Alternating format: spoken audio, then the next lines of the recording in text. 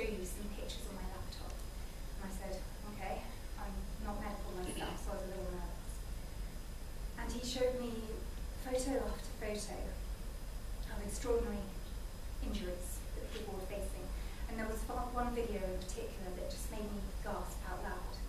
It was of a baby being born by caesarean section, and the mother had been shot in the abdomen, which I learned was an amusement of regime soldiers.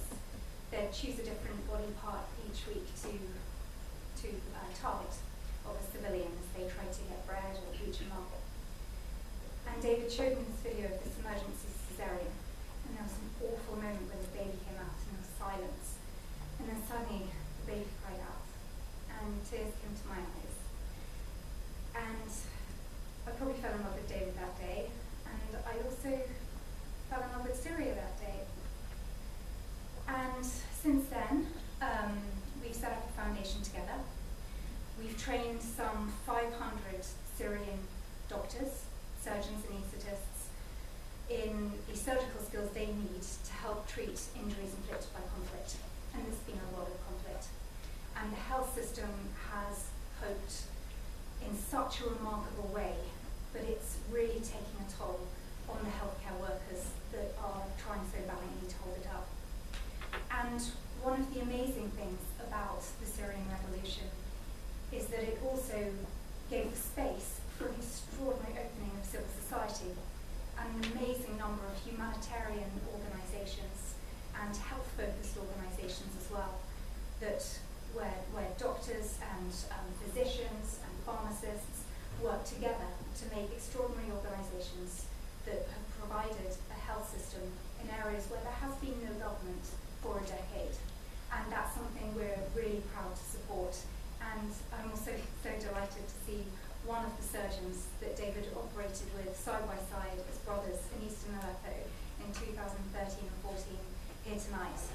These are friendships that were forged in the most extraordinary circumstances, and we're never going to let them go. And we're here with Syrian organizations, even after the large NGOs have lost interest, and even after the multilateral institutions are lacking funds. We'll be there for the long term.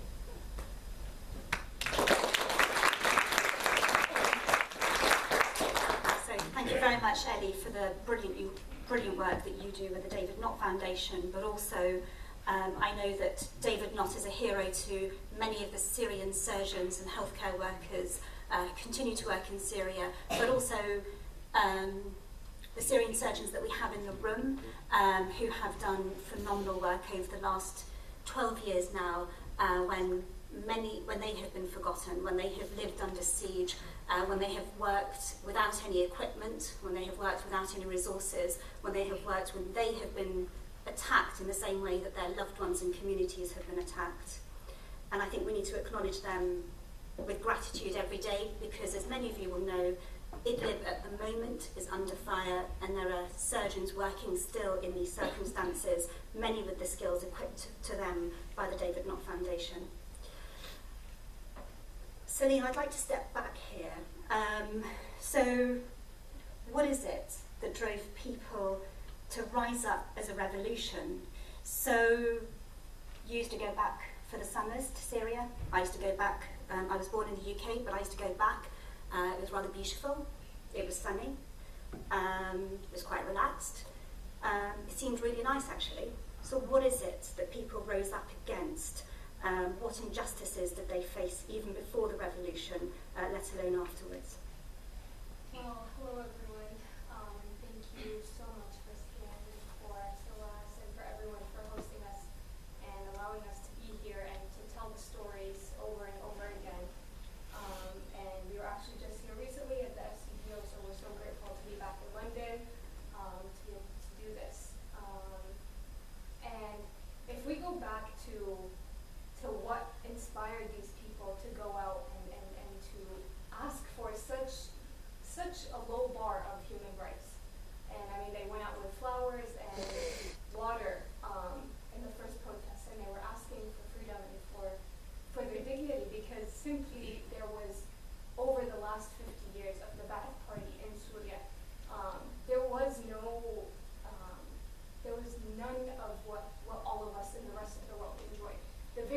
simple pleasures of, you in high school being able to write about a conflict somewhere around the world.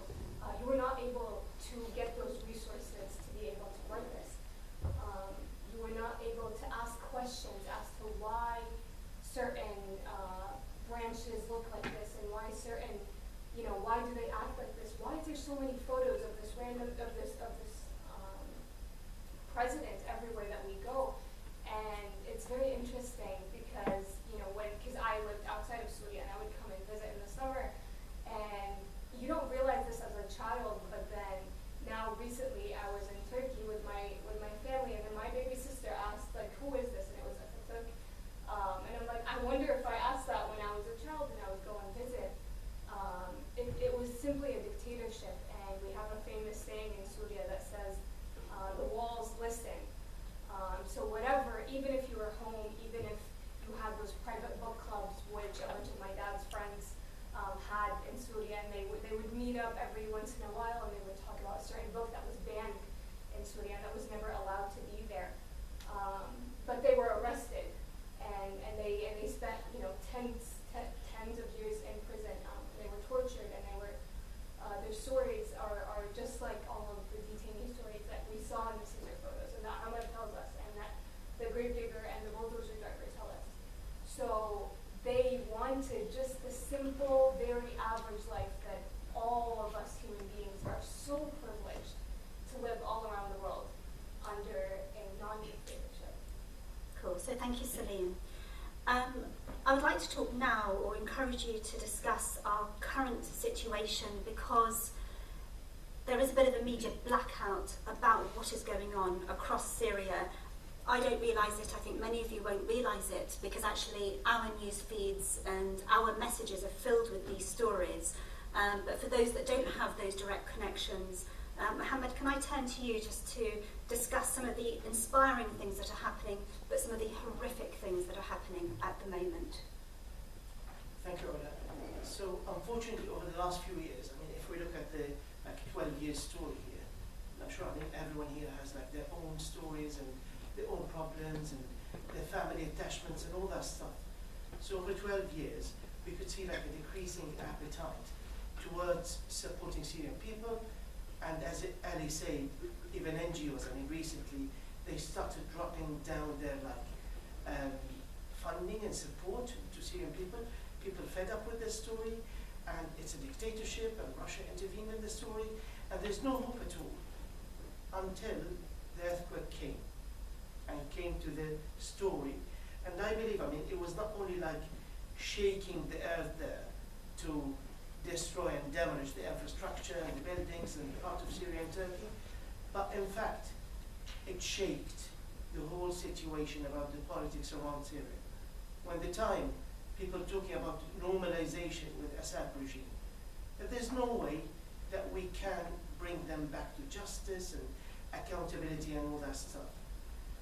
So the best way is to normalize with Assad and forget about all these stories, and the earthquake came actually to revive the rights of all those being detained, and all those being killed, and all those being forced to be displaced, and all refugees.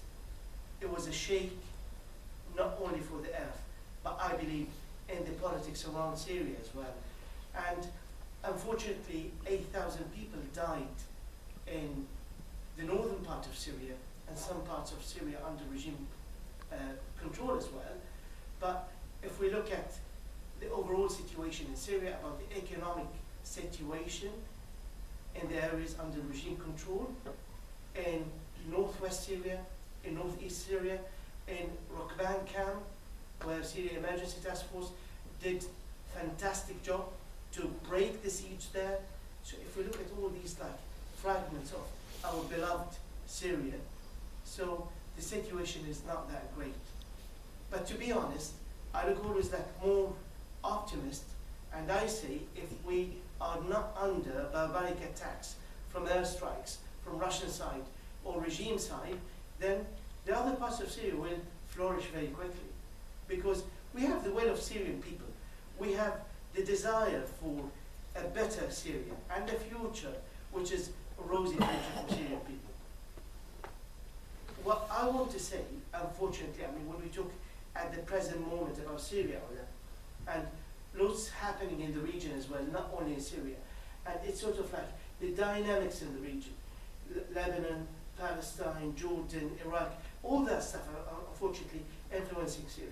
Even Turkey, the internal politics inside Turkey, very much affecting Syrian people there and refugees there. But what I would describe the moment and the present time of Syria, that this regime changed Syria from what we called always as Mahd al-Hadarat. We all learned as school students that Syria is Mahd al-Hadarat, which means the land of civilizations. All ancient civilizations started there in Syria.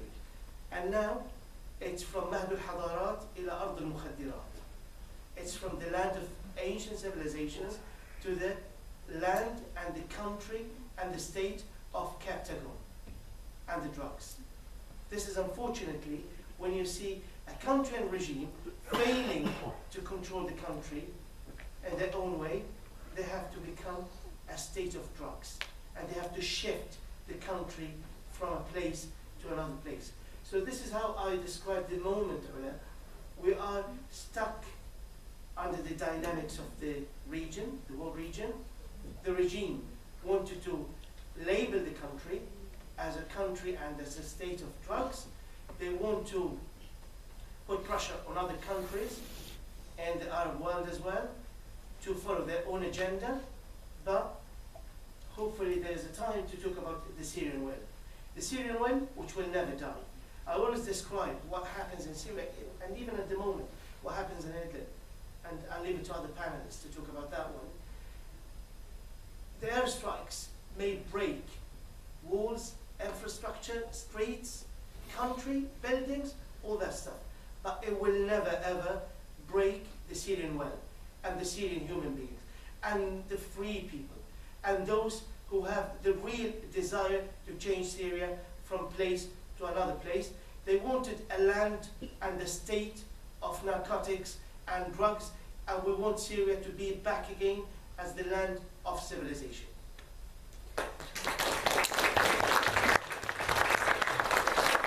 Thank you very much, Mohammad, and you've touched on so many things there. This issue of Captagon, and I'm sure many of you are following it, is based on phenylethylene, which is an amphetamine-based narcotic.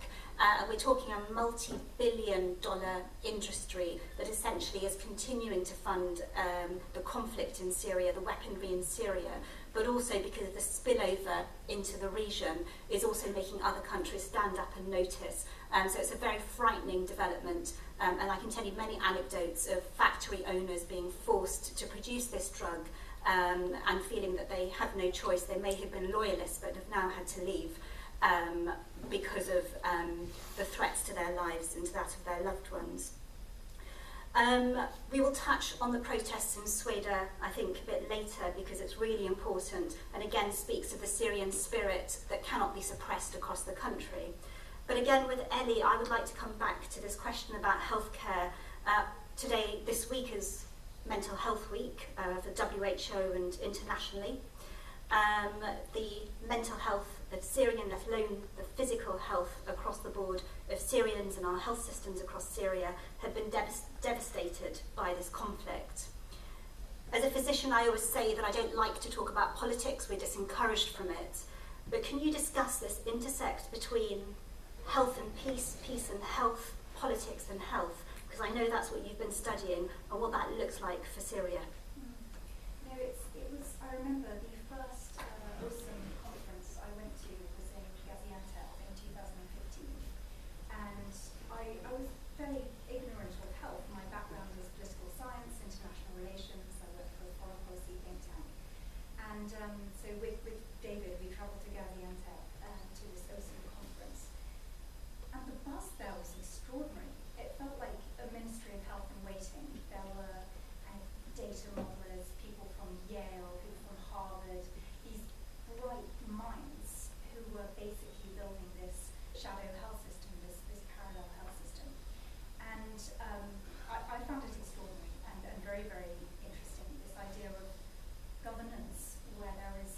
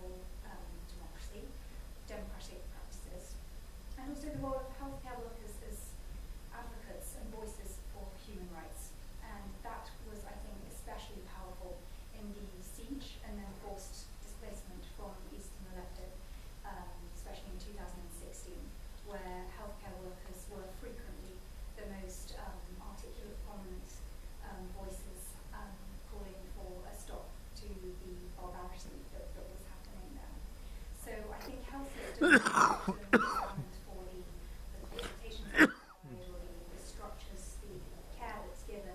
But I think there's so much more there in terms of actually grounding political beliefs and structures that we can care about. And just a point on Idlib at the moment, I have a very dear friend who got back last Friday from being in Idlib. And he said that as he left, he had a real sense of peace almost. He was training doctors, obstetricians, gynecologists to do a cervical screening program. And he said that kind of work was now having the space to take place because there wasn't such a focus on conflict and emergency surgery, trauma surgery. And how quickly that changes. Between the 4th and the 8th of October, I think 52 people have been killed, 11 of whom are children, another 246 injured, dozens of facilities damaged, including another 4 hospitals. And you're just reminded that the northwest, which is the area I know most about, is just so vulnerable to the predations of the regime and its Russian allies. And we've got to keep talking about it. There's no other way. Cool. So thank you very much, Ellie. And again, you bring up some really important points here. Having observed the evolution of the health system, particularly in the northwest of Syria, but also comparing it to what's happened in the northeast of Syria and areas under government control, we can see the resilience, determination and imagination of the healthcare workers and the leaders within healthcare in the northwest of Syria. And I won't point anyone out, but we have some of them in this room today, and I hope we will hear from them later. And this is really important. I've worked with other humanitarian crises, including in West Africa, Sub-Saharan Africa, Southeast Asia and elsewhere. And it always amuses me just how challenging it is for international humanitarian organisations to work with Syria, because Syria before the conflict had a functioning health system, not perfect, but functioning, far more so than many of the other conflict-affected countries around the world. And the international humanitarian organisations are not used to this. They want to be able to dictate, often across the board, and perhaps that we can discuss why that's the case, why they can't go into Syria, working directly with the Syrian healthcare workers themselves.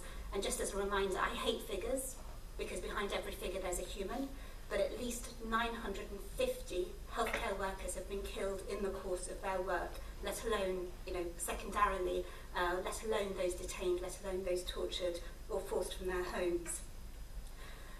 I'd like to move to Celine, because I know you were in the northwest recently, I think it's fair to say.